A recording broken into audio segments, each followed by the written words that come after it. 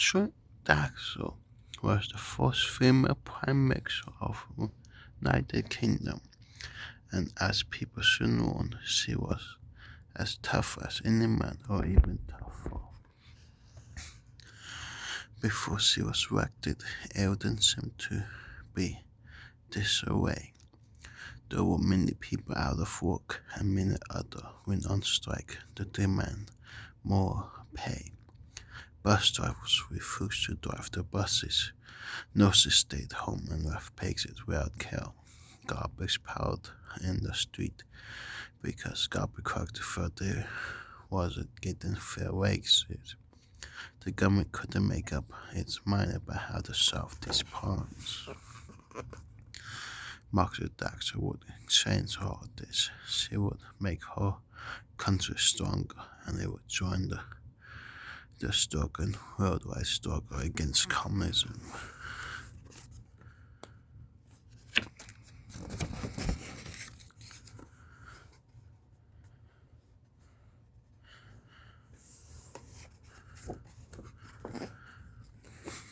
Margaret Thatcher understood exactly what should be done. She knew that it wouldn't be easy if for power. There would be white medicine. It may taste really better in the beginning, but it was necessary. People would have to make sacrifices, and some of them may get angry, but in the end, she promised the country's biggest problems would be solved. For the bitterness fit of all, it was only a question of will. Margaret Thatcher had the Iron Will. This is why she became known as the Iron Lady. People soon learned that when the Iron Lady made up her mind, we had better not to stand in her way.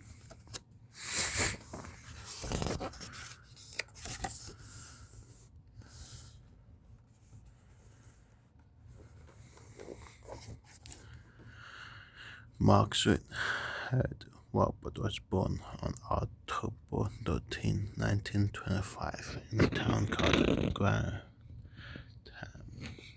She had one older sister named Mara. The robots were very religious. Margaret and Mara would attend Sunday school on Sunday morning to go to church with their parents, and then attend Sunday school again in the afternoon. From age 12 and on, Margaret would play the piano for the younger Sunday school children while they sang the hymns.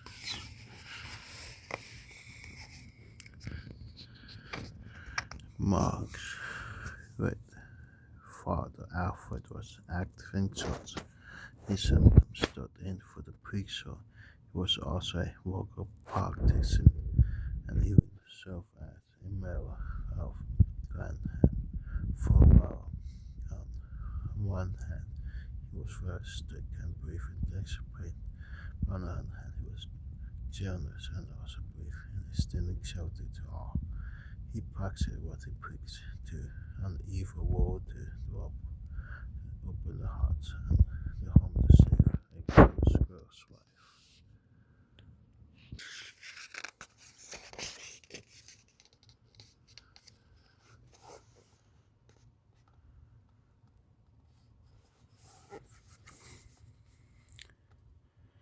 In all begins with assignment in school. Margaret and Mora were encouraged to have pen pals, children in other countries with whom they would exchange letters. There are no email back then. People would send letters in envelopes, and it sometimes took weeks for a letter to arrive.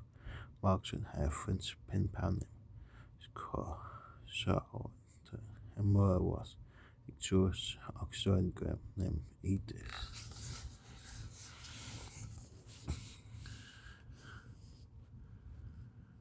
Suddenly, something dreadful happened in Austria.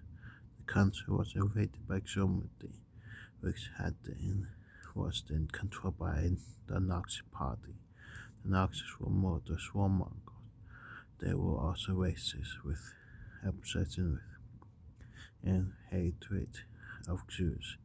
This myth that Edith's wife was in grave danger. It was just a matter of time before the Nazis got to her.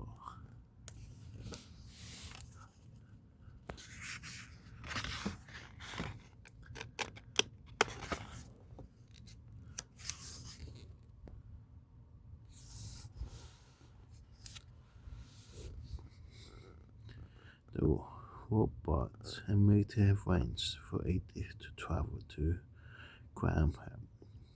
She raved with them with other good people in town till the community raised enough money to send her to Rectus in South America where she would be safe.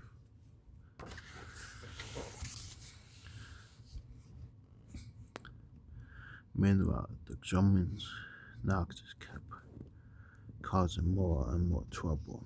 For a long time, war countries tried to please them by giving in to the growing demands, but praising bullets only make them more aggressive.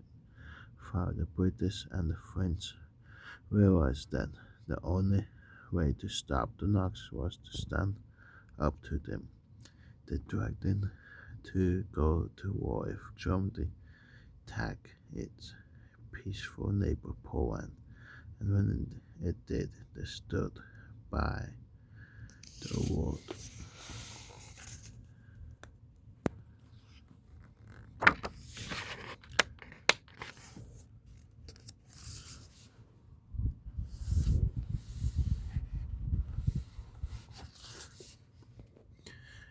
Rex Churchill, Great Britain wartime Prime Minister, was Margaret. He swore he would fight the Nazis, always and everywhere, till they were forced to surrender. One Margaret would sit memorized by the radio when Churchill was on. Churchill said that destiny was putting Great Britain to the test. He said that though he could not yet see how Great Britain could win the war, it must nevertheless stand up to the evil of Nazism. It must act honorably so that even 1,000 years from now people would still look back at the stand they took and say this was the finest hour. Future generations would remember that at the moment of the greatest peril, the British did what was right, not what was easy. After years of brutal and bloody war, the Great Britain, joined by the United States, Russia, and other allies, fought across the Nazis. Margaret was 20 years old at the time. Years later, when she rose to the office that Churchill once occupied and became Prime Minister, she came to live and work in the same rooms where he once lived and worked. He would always be a role model for her inspiration.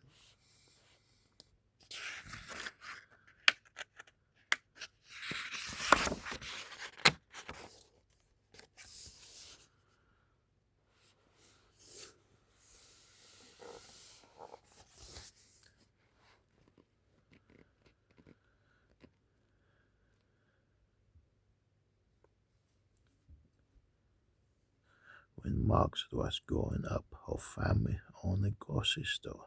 They lived in an apartment right above it. This was great for Margaret and Merle when they were little. They got to spend more time with their parents than most children did. They could see them at any time they wanted. All they had to do was walk downstairs to the shop. Margaret especially loved to be down there. She loved the smells of fresh produce from nearby farms, of smoked bacon, eggs, and Storage of dry tea leaves in the rough fabric sacks of spices, smelling of foreign places. She also liked to help her parents around the shop, and as she grew older, her responsibility grew too. She weighed and packaged the products. She worked the cash register. She helped keep inventory and she arranged the display. Most important, she warned that the secret to success in any business is keeping the customers happy.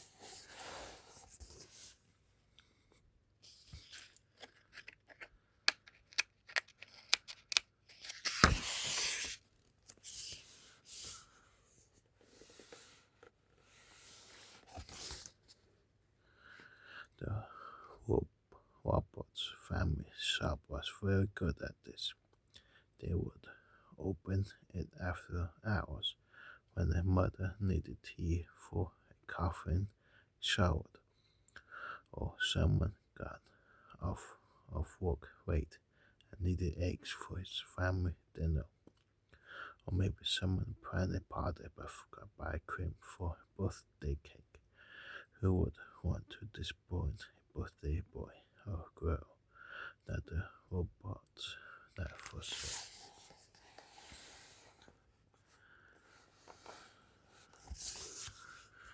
Customers knock on the family door at all hours, and when that happened, one of them would go downstairs, open the shop, and turn on the lights. The customers were grateful, so the shop did well. As a result, while the robots were never rich, they were always comfortable. Margaret learned a valuable lesson from keeping the shop. She would return to the years when she became prime minister, keeping war accounts in order. They'll spend more than her own and compete for customers by serving them better than others do. Competition, she warned, was good for everyone. When business competed against each other, and all of us got better service and better goods for lower prices.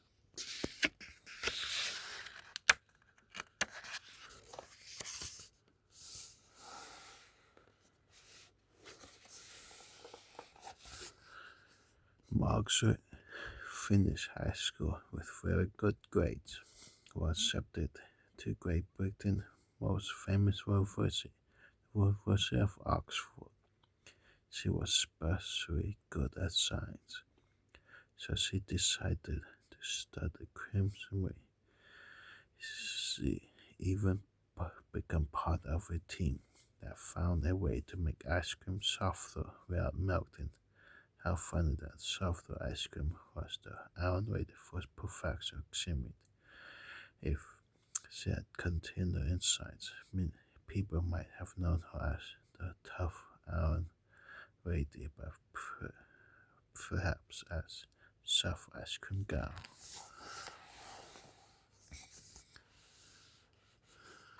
Even as a student, though, chemistry was not the only thing that interested Margaret. She joined a student group that debated politics and invited participants to come and speak with them. Eventually, she decided to run for proctor office herself.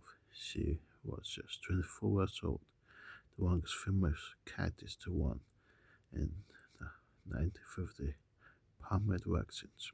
This earned her lots of attention, but no victory. It would be a while before she won an election and became a member of the British Parliament, but once she did, she won.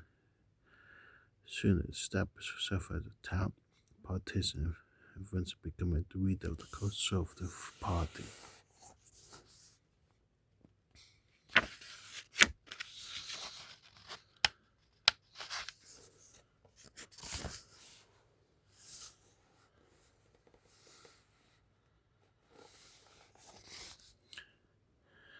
There were other important things happening in Margaret's life in those days. One important thing was meeting her future husband, Dennis Thatcher, who was a wealthy businessman. Margaret and Dennis were married for more than 50 years. She would later say that Dennis was the golden thread that ran through her life. He was her best friend, her closest advisor, the gardener for privates, and the square for emotional support. In 1953, Margaret and Dennis became parents. They had twins, a girl named Carol and a boy named Mark. Even when she became prime minister, Margaret still cooked for Dennis herself. When her schedule permitted, he loved her cooking, and she loved to remind him that she loved him, even when the world felt demanding much of her attention.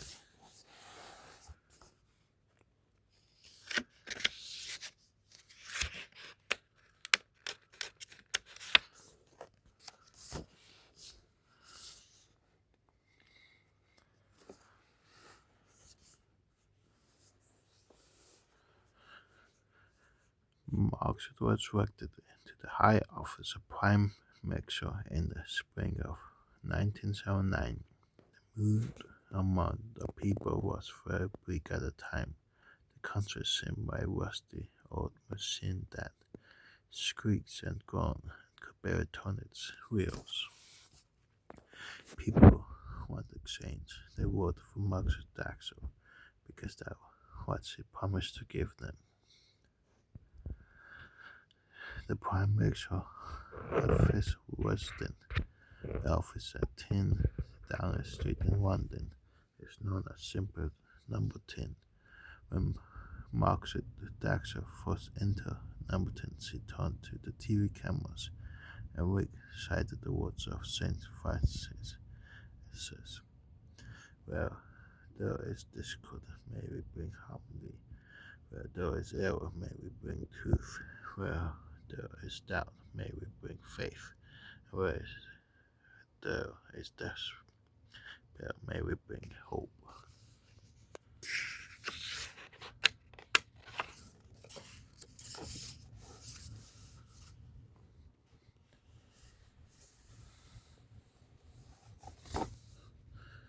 Margaret knew this wouldn't be easy. She knew that to get the country back on its feet, she would need to be a tough white iron, not soft or sweet ice cream. After all, if we want to change things, we always face resistance from those who like things as they are. This means that we make lots of people angry if we're not ready for that. Marx used to say, if we just want to be right, then we'll never get anything done.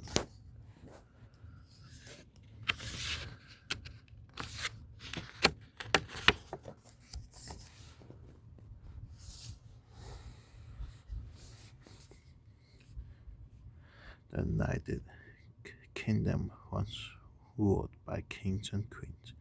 Now, however, it is a dark monarchy, and it is the Prime Minister who runs the government. But the British loved the monarch, so they kept the Queen. Today, her war is more symbolic. She represents British tradition, patriotism, and unity. The current Queen of the United Kingdom, Queen Elizabeth II, is the longest reigning monarch in British history.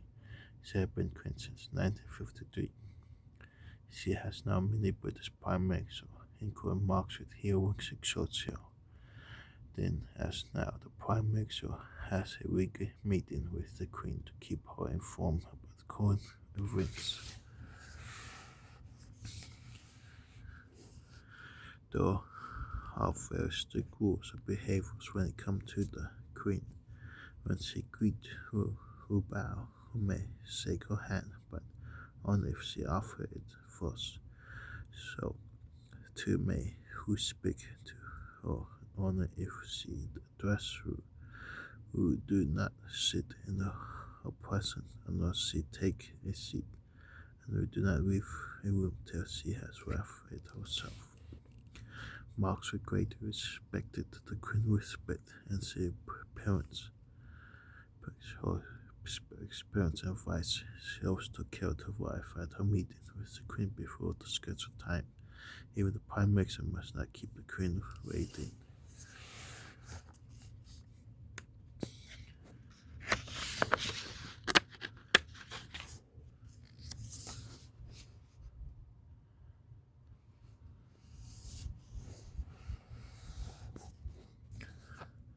Once aware, the Queen and her husband, Prince Philip, host a barbecue for a handful of important people.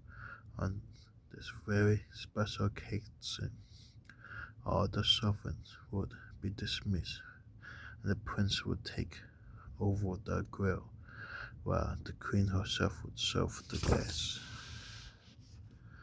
Margaret was never comfortable being served by the queen. She would have to be reminded not to get up and offer her help. The queen once kindly told the guest, "Tell the prime minister that she is my guest and is welcome to remain seated."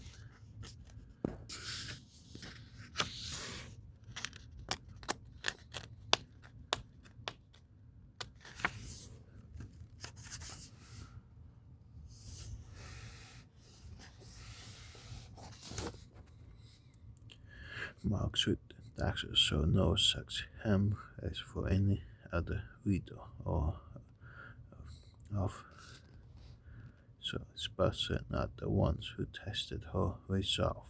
So when the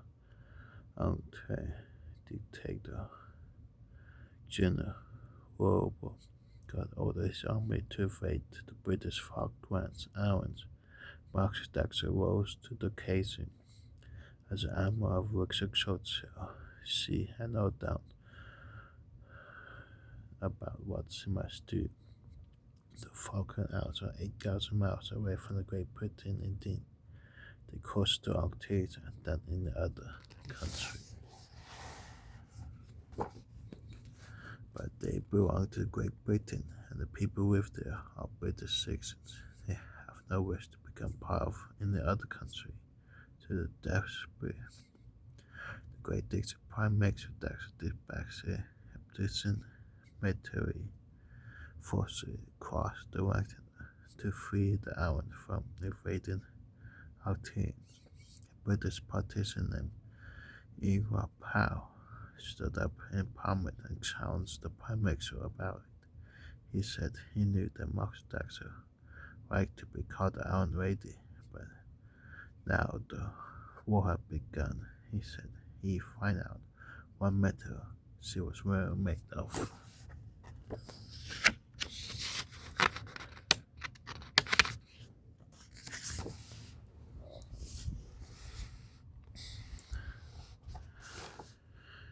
At times, the war did not go well at all. Weather was very bad, and the British forces tried to land on one of the islands, made no headway. He got stranded on a glacier, and a helicopter had to be sent to rescue the soldiers. But the winds were too strong for the chopper. It crashed and scattered. Chopper was quickly splashed, but that one also crashed on the glacier. Luckily, a third one made it, saving the stranded soldiers and crashed chopper crews. But saving their own forces from the Draxler is far cry from winning a war. Many British citizens started to have doubts. Would it not be better to bring the soldiers home than act? Then Brexit and defeat, newspapers started questioning whether the war was a good idea in the first place. After the setbacks and mounting pressure, Prime Minister Thatcher never wavered. She threw the full might of her forces into battle and made cruel. She would not back down. Finally, the Octavians were forced to give up the islands. British won a decisive victory.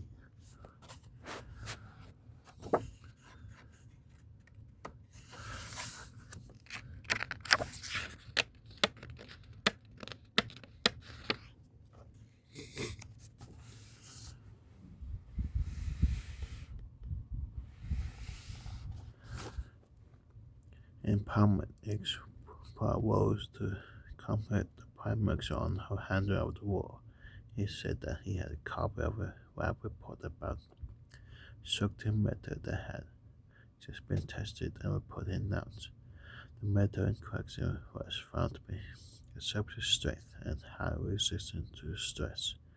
This frequency may be used and functions for all natural purposes.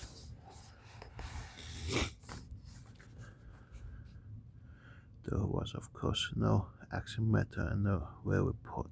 This was just power, where the same Margaret had proven well deserving her nickname.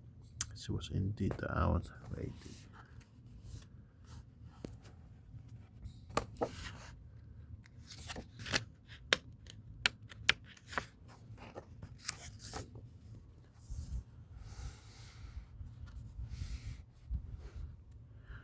By far the biggest challenge faced Prime Minister Thatcher was labor strikes. They were harming the country military. Just before she was elected, the problem had become so bad that we could smell it. The race cracked women had gone on strike. Girls began to power on every street throughout the country. In one of the famous works squares, the heaps of garbage were so high that they attacked the rats. The stinks was so distinct that people began to call it Faster Square. After a month, people couldn't take anymore. The government surrendered and gave the garbage collector big raises. At the time, Marx was the leader of the opposition. She blasted the government for giving in to the race collector, ruining demands. It cannot be, she said. The workers who provide instead source should take the country hawks whenever they have a grievance. She promised that if she was elected, she would put an end to the promise of constant strikes.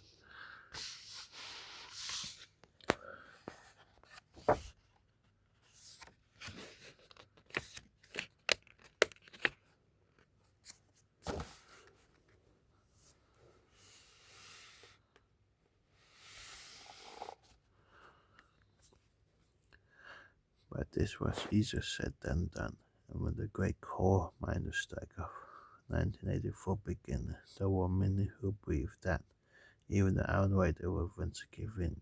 After all, the coal miners had one strongest union in the country.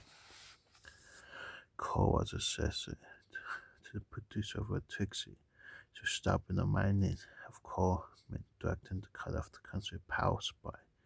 Where the power life would be terrible for everyone. Homes and streets would be dark at night, and there would be no heating in the cold. Television would stop broadcasts, and all food and refrigerator would spoil. And what about restaurants, shops, schools, even hospitals? How could they function without electricity? The coal miners knew all this, so they could comfort. They could impose the demands on the government. The crash was inevitable. Marx the government wanted to replace coal with new and more effective source of energy. It would take time to achieve this, but it would be much better for the country. The problem was that it would also make causes of mines. Miners wanted to prevent that, so they could keep their jobs. And so they went on strike. But Prime Minister Thatcher was ready for it. She planned things well in advance. She had the electricity plants stockpile coal in the storage, so they could keep providing power to the country. Even the new core was not able to see that what the mind stand in the way of the country's progress. She had always believed that the aim of any business could come and it was the same as it was in her parents' shop, serve the customers. If it did not serve them well, he had no business holding them hostage.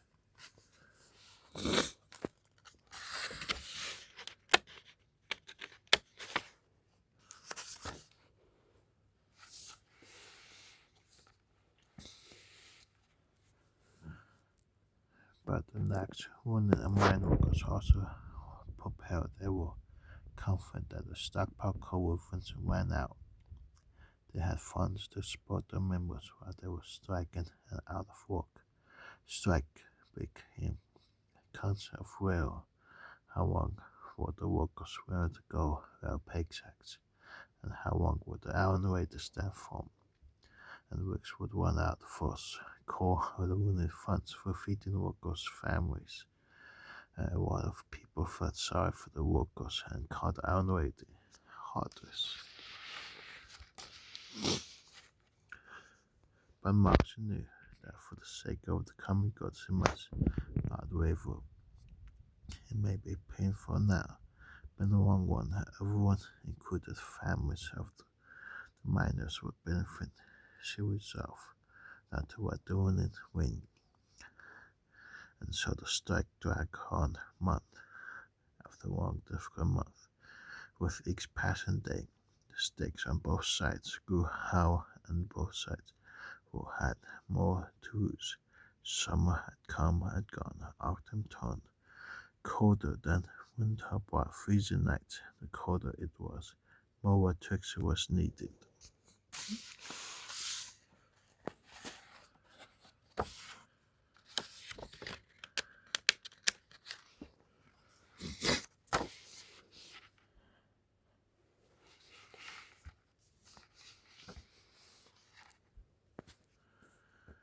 Finally, after one tense week, the workers realized that the Iron Lady would not back down. If needed, she would send in armed forces to keep the mines open. She would recruit new miners to replace the ones on strike. Finally, the workers gave up. It wasn't a happy sight, but it was necessary. The country now moved to a new cleaner, better sources for victory. Great Britain breathed a sigh of relief, and everyone now understood that if miners couldn't break the iron rating, no other woman could. Prime Minister Thatcher had changed the course of British history by putting an end to the constant striking. She got the United Kingdom back on track for prosperity.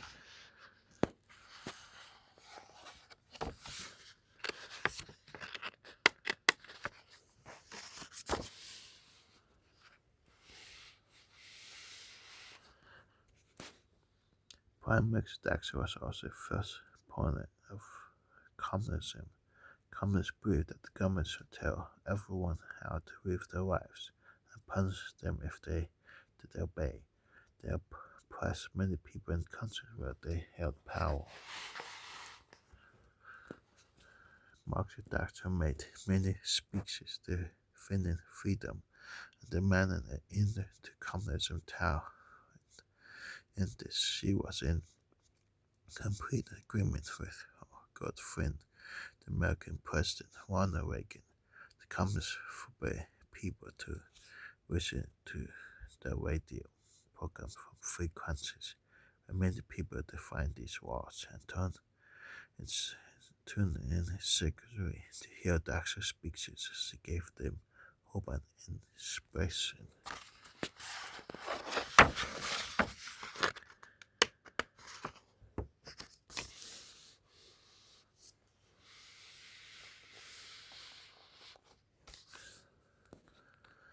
Margaret wondered just how important her words had been when she visited Warsaw, the capital of Poland. As a private citizen, she was no longer prime minister, and Poland was no longer ruled by the communists. While she was there, Margaret attended service at a local Catholic church. The father gave his son many poets, and when she didn't understand, but when heads turned to look at her, she realized he must be talking about her. He actually put sitting next to her for an explanation. It turns out that the father spoke of the time of calmness war in those dark days. He said, pause. Sick to listen to Prime Minister Thatcher speeches on the radio. Her voice was too dim by the ray of light in the midst of great darkness, like Churchill in his day. She inspired people to touch the heart, and strengthened the resolve to fight against oppression. She was deeply moved, tears welled in the outdated eyes.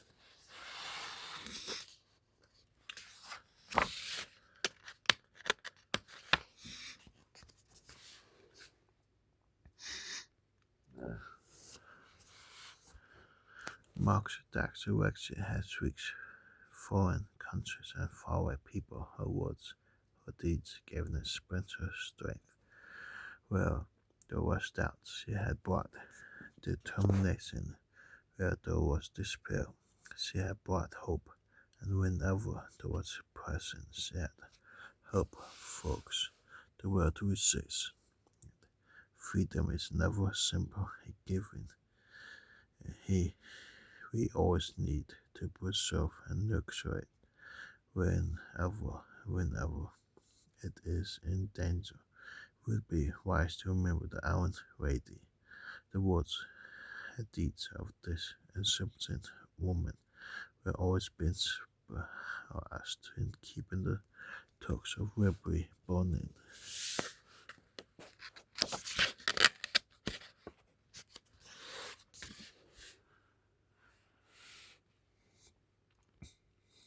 In 1970, Margaret Thatcher said she didn't believe there would ever be female prime minister in her lifetime. As a girl, she loved to play field hockey. During World War II, she volunteered as a fire walks, standing on the rooftops to help spot where German bombs were falling. She was the first British prime minister with a degree in science. She was the first nicknamed the Iron Lady by a newspaper in communist Russia. To improve her use of her voice, she took lessons from the war actor did the voice coach. She always believed in the action and painting and stronger opposed the fraction of war.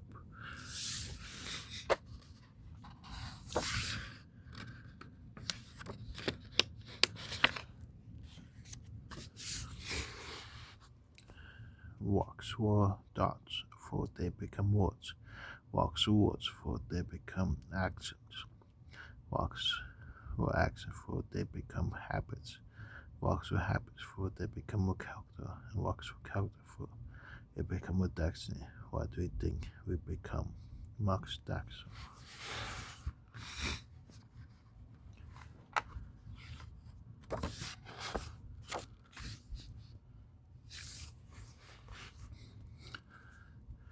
Freedom is not synonymous with an easy life. There are many difficult things about freedom. It does not give you safety. It creates more demurrer for you. It requires self-discipline. It imposes great responsibility. But such is the nation. Natural man, and such conscious his glory and salvation. Max Daxon.